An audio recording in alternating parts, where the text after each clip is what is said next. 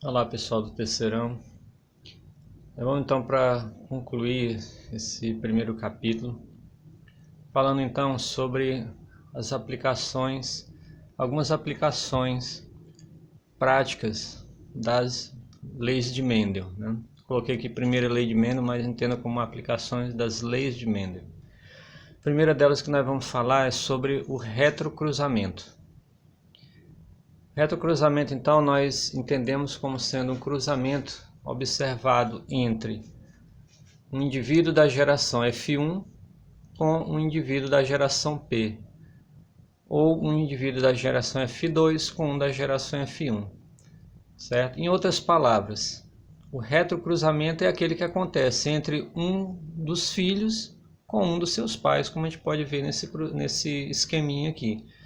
Então tem um casal, foi esse cruzamento entre macho e fêmea, essas possibilidades de filhos. Se um desses filhos, né, venha cruzar posteriormente com um dos pais, caracteriza-se então um retrocruzamento.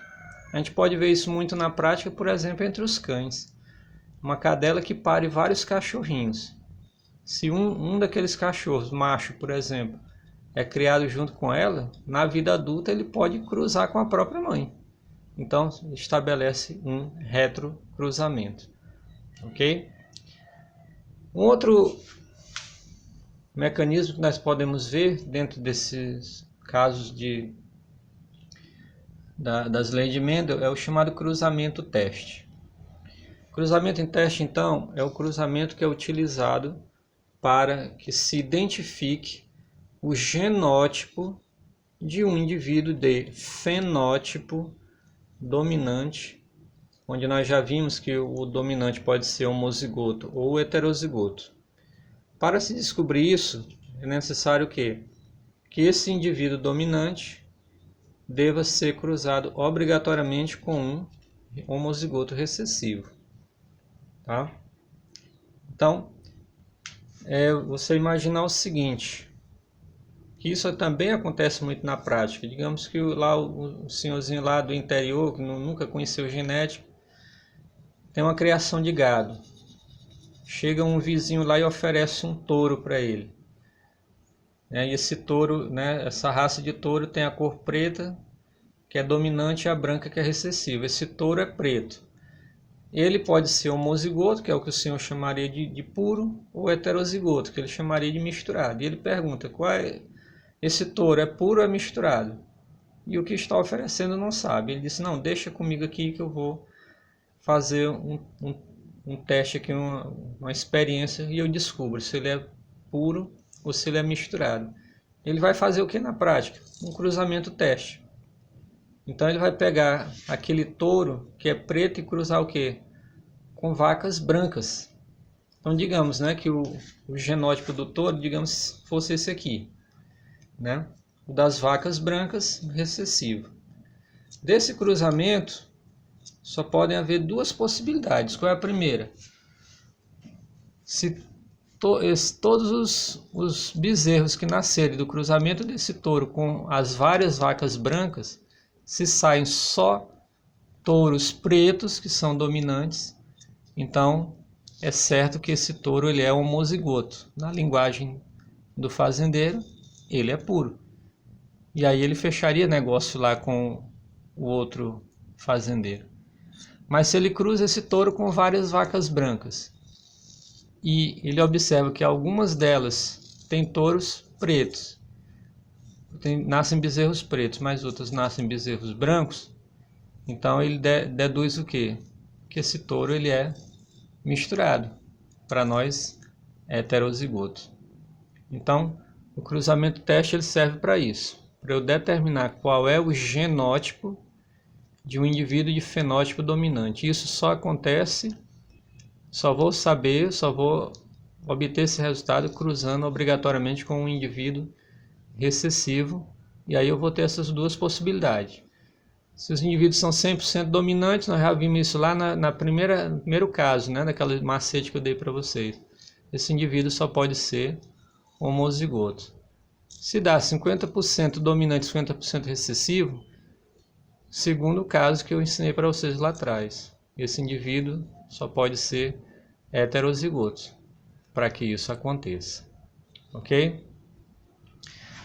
Um terceiro caso que nós podemos ver de aplicação da lei de Mendel são as chamadas genealogias ou heredogramas. O que é isso? São representações gráficas da história familiar, apresentando vínculos de parentesco e o comportamento de uma determinada herança ao longo das gerações. Então, as genealogias ou heredogramas, elas mostram, graficamente, através de esquemas gráficos, duas coisas. Ou o parentesco, dessa família, os avós, os filhos, os netos e assim por diante. E dentro desse esquema, o comportamento de uma determinada característica, como por exemplo, dentro daquela família tem muitos casos de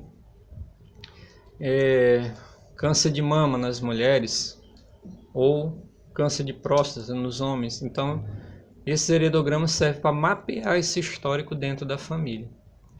Para isso, eles precisam de uma simbologia. E essa simbologia, ela é uma convenção internacional, ou seja, o significado dela vale no Brasil e em qualquer parte do mundo. E os símbolos principais são esses aqui, ó. Um quadrinho em branco, sem estar destacado, significa homem normal. Uma bolinha sem estar destacada, mulher normal. Quadrinho destacado, homem afetado.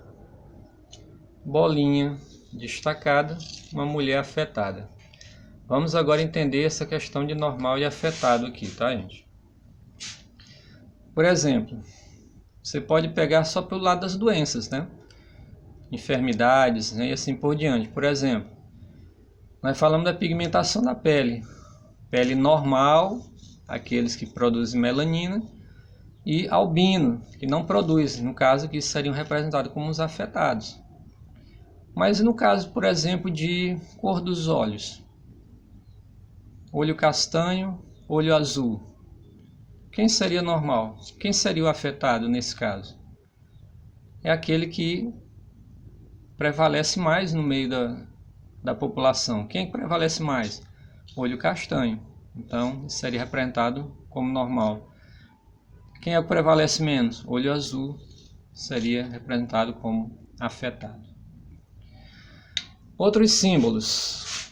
Nós temos esses aqui. Vocês estão vendo, um homem, uma mulher normais, ligados por um traço só. Isso significa, então, casamento não consanguíneo. O que é isso? Duas pessoas que não têm nenhum laço de parentesco, nem de perto, nem de longe, de jeito nenhum.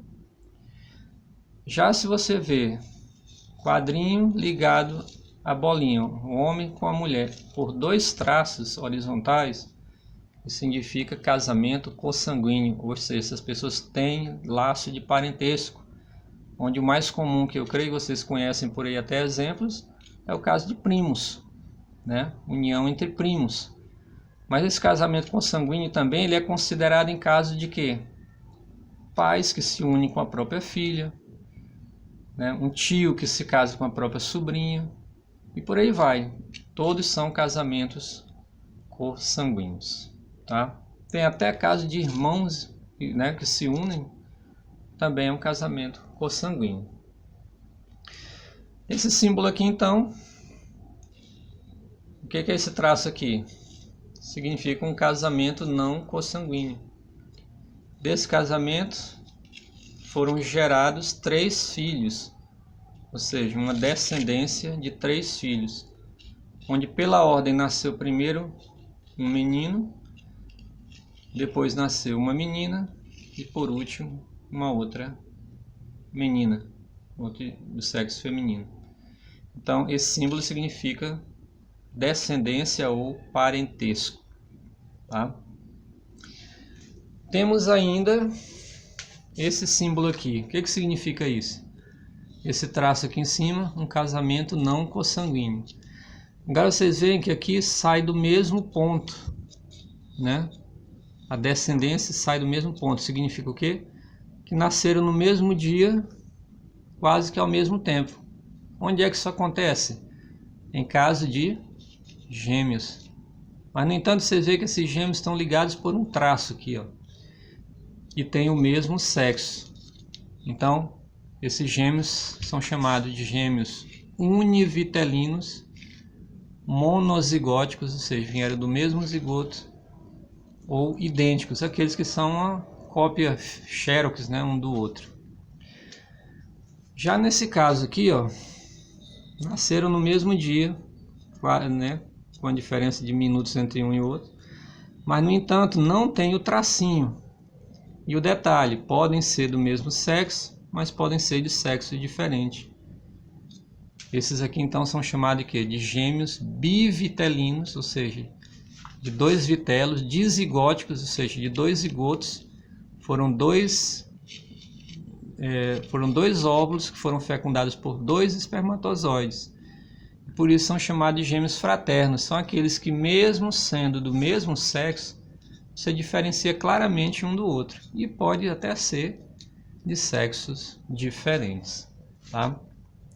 Temos ainda o caso desse símbolo, que significa sexo indeterminado. Por exemplo, posso citar aqui o meu caso. Eu e minha esposa tivemos 2 casos dela ter sofrido 2 abortos naturais, ainda com 2 meses de gestação. Deu tempo de saber o sexo da criança? Não. Então, na nossa genealogia, nós podemos citar esse símbolo aqui, ó. Nós tivemos 2 filhos que nós não chegamos a saber qual é o sexo indeterminado. E esse aqui, que pode ser simbolizado assim, né, com a cruzinha dentro do símbolo ou fora, que significa falecido. E aí, para vocês entenderem a montagem desses heredogramas, eu coloquei aqui o da minha família para vocês, certo? Esses números algarismos romanos que vocês veem aqui significam o que? As gerações. Primeira geração, segunda, terceira, quarta geração. Quem é a primeira geração que eu estou citando aqui? São os meus avós, né?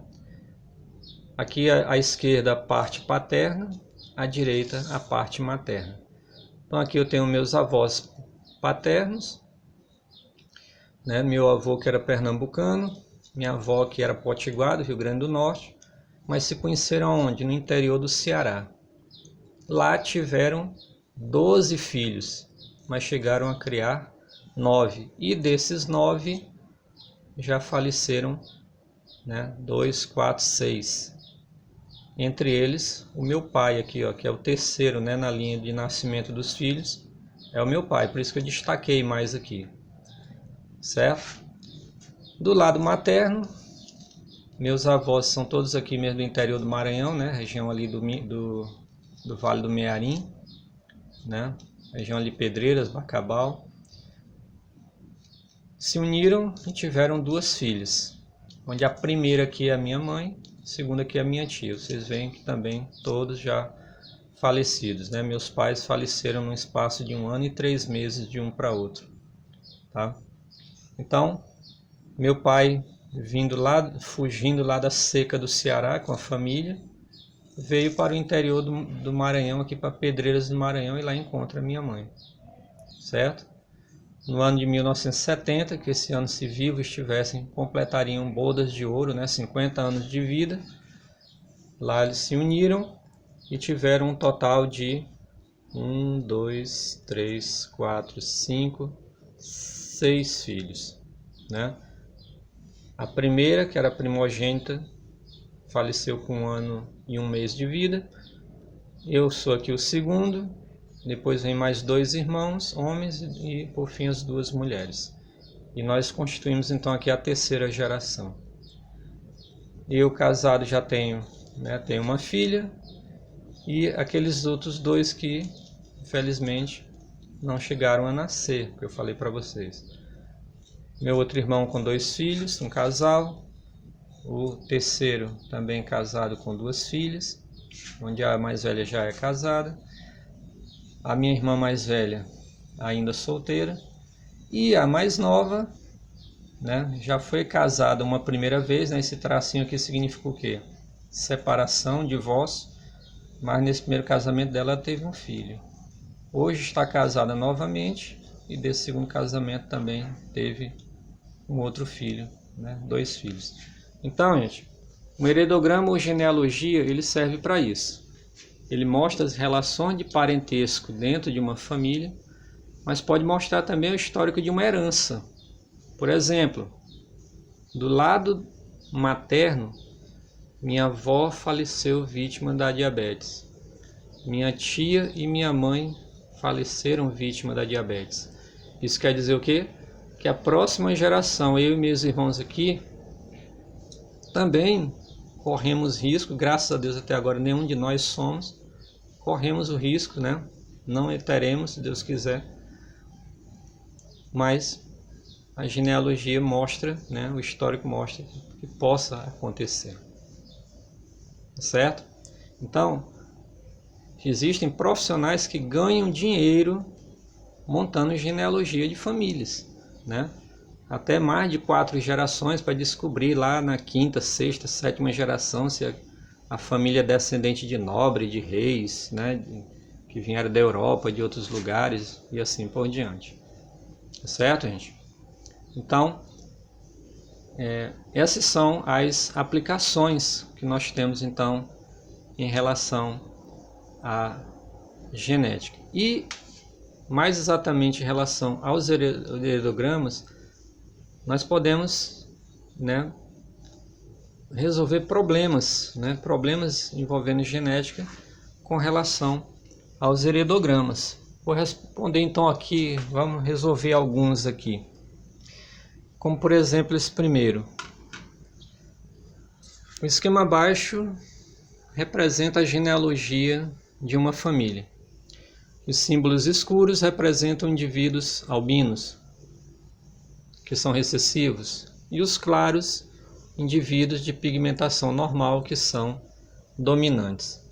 Qual é a probabilidade do casal 1 e 2 ter um filho albino?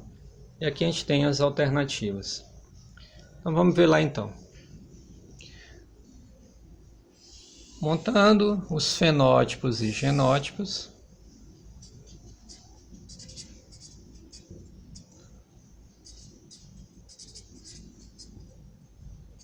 Nós temos então 2 fenótipos, não é isso? O fenótipo normal, que é dominante, e o albino, que é recessivo. Pela regra, né?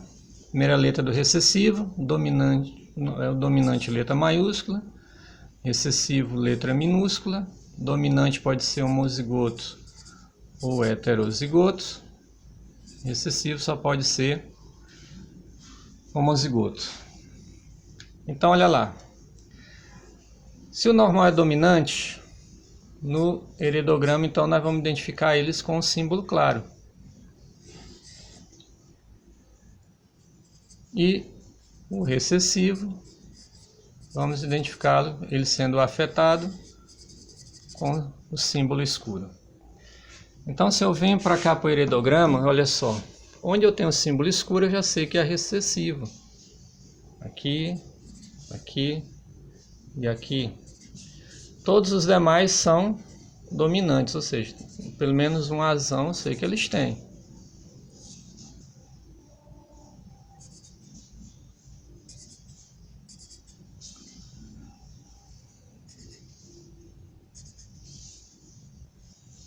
Certo?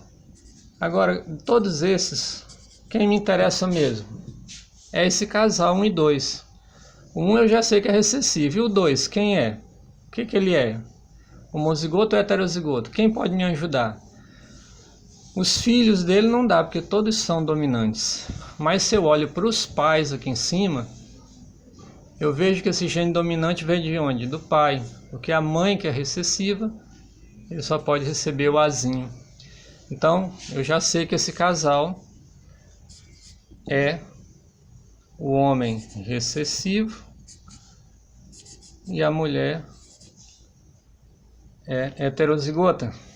Pessoal, pela regra que eu ensinei para vocês, pelo macete, qual seria o resultado de um heterozigoto com um homozigoto recessivo? 1/2 ou 50%, não é isso? Mas vamos fazer o cruzamento. Eu tenho então azão, azinho,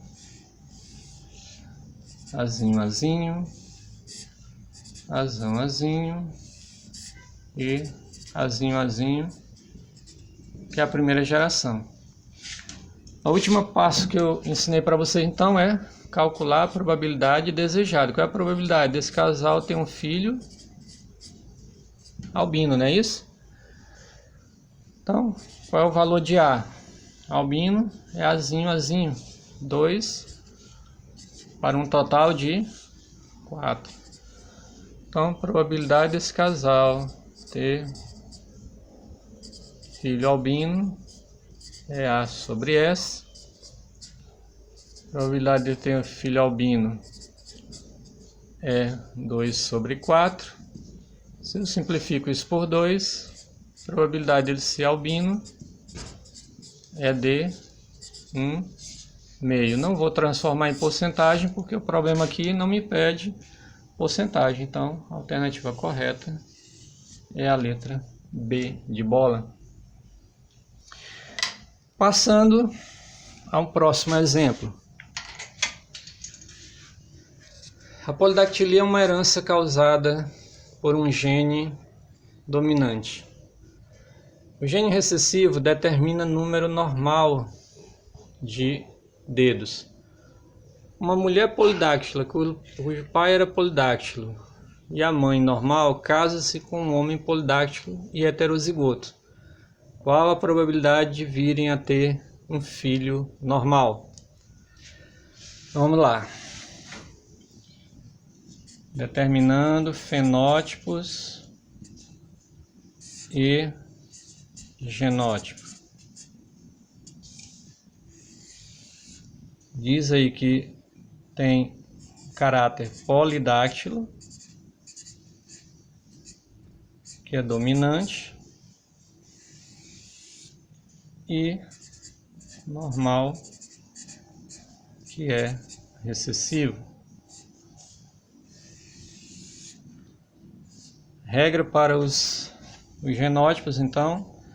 Primeira do recessivo, a letra N, dominante Nzão, recessivo Nzinho. O dominante pode ser homozigoto ou heterozigoto, e o recessivo somente homozigoto. Olha lá, gente. O polidáctilo é dominante, mas no entanto essa herança de 6 dedos é uma herança afetada, ou seja, os indivíduos que têm polidactilia eu vou representar como os afetados. Os normais aqui, mesmo sendo recessivos, vou representar ele com símbolo claro. Vamos então para segunda detalhe, que é determinação dos genótipos do casal. Diz que o casamento se dá entre uma mulher polidáctila. Então vamos colocar aqui do ladinho. Uma mulher que é polidáctila, cujo pai era polidáctilo. Então vou puxar o heredograma para cima. O pai dela era polidáctilo e a mãe normal. E diz que ela casa-se com um homem polidáctilo e heterozigoto. Vamos lá. Normal, Nzinho, Nzinho, não é isso? Polidáctilo tem que ter um Nzão. Sendo que o homem aqui já fala que ele é heterozigoto. Só falta o genótipo então da mulher. Ora, ela é polidáctila porque ela herdou de quem? Do pai. A mãe é normal, ela só pode herdar o Nzinho. Então ela também é heterozigoto. Então o genótipo do casal é Nzão, Nzinho, Nzão, Nzinho. Pessoal, qual é o resultado do cruzamento de 2 heterozigotos? A quarta regra, o quarto caso do macete. 75% dominante, 25% recessivo. O que ele está pedindo? É de um filho normal, que é o normal? Recessivo. Qual é o resultado? 25%. Mas vamos provar aqui, né? Então, Nzão, Nzão. Nzão, Nzinho. Nzão, Nzinho. Nzinho, que é a geração F1. Vou colocar aqui do lado, né? Então, esse casal, qual é a probabilidade deles terem um filho normal? Evento simples. Encontro A, que é quanto? Normal. Um só, de um total de 4. Probabilidade desse casal ter filho normal é A sobre S. Probabilidade de ter filho normal é 1 sobre 4, que em porcentagem vai dar 25%.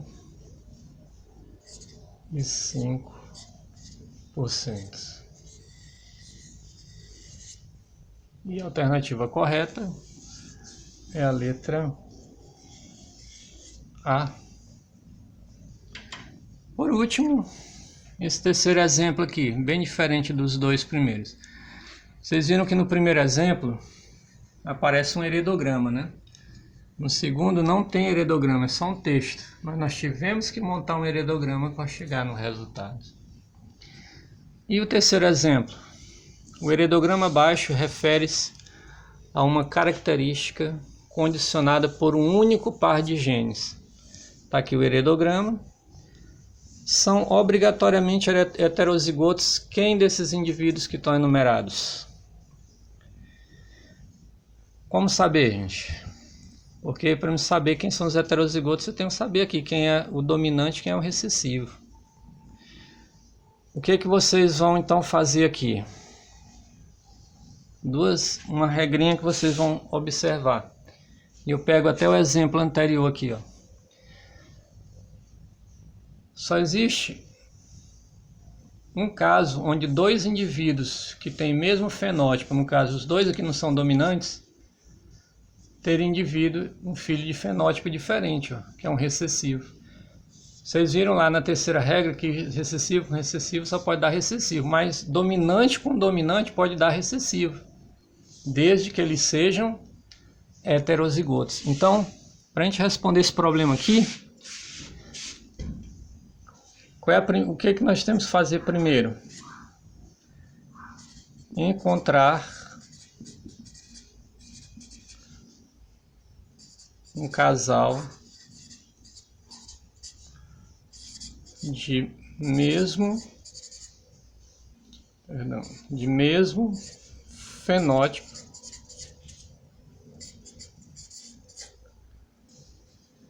com filho de fenótipo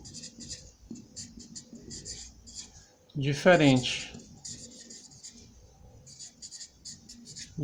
do deles, né? Se isso acontece, o que é o segundo passo?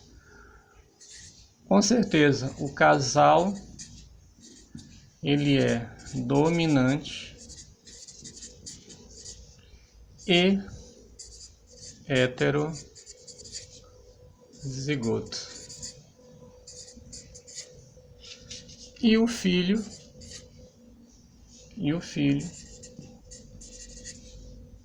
é recessivo. Então, voltemos aqui ao heredograma. Eu tenho quantos casais aqui? 1, 2, 3. Qual desses 3 casais tem o mesmo fenótipo? Eu só vejo isso no 6 e 7. E tiveram um filho com fenótipo diferente do deles? Só o 6 e 7. Então eu deduzo que esse casal é dominante e obrigatoriamente heterozigoto. E esse filho é recessivo. Então agora eu já sei que todos esses que estão em escuro são recessivos. Todos os que são com símbolo claro são dominantes. Vamos lá, eu já sei que 6 e 7 são heterozigotos, né? O problema não quer os obrigatoriamente heterozigotos. Vamos começar aqui por cima. O número 2 é um heterozigoto? Ele só tem os filhos aqui para me responder isso. Olha lá, um dos filhos saiu recessivo. Isso quer dizer que um Azinho veio do pai, obrigatoriamente o outro Azinho vem da mãe. Então esse número 2 também é heterozigoto. Passando para o outro lado. Esse filho aqui, se ele é dominante, olha, o Azão só pode ter vindo da mãe. O pai, que é recessivo, ele só pode herdar o Azinho. Então o número 8 também é heterozigoto. Falta esse aqui. Qual é o genótipo dele? Homozigoto ou heterozigoto? Veja que ele é dominante igual aos pais. E sendo os pais heterozigotos, se ele herdou o Azão de um aqui, ele pode herdar o que da mãe? Ou o Azão ou o Azinho e vice-versa. Então, esse indivíduo aqui eu não tenho como identificar esse segundo gene. E eu não posso afirmar que ele é obrigatoriamente heterozigoto. Então é heterozigoto mesmo somente os indivíduos 2, 6, 7 e 8, que é a alternativa B de bola. Ok, gente? Então espero que por esses probleminhas vocês tenham entendido. Ok? Até a próxima. Fique com Deus. Tchau.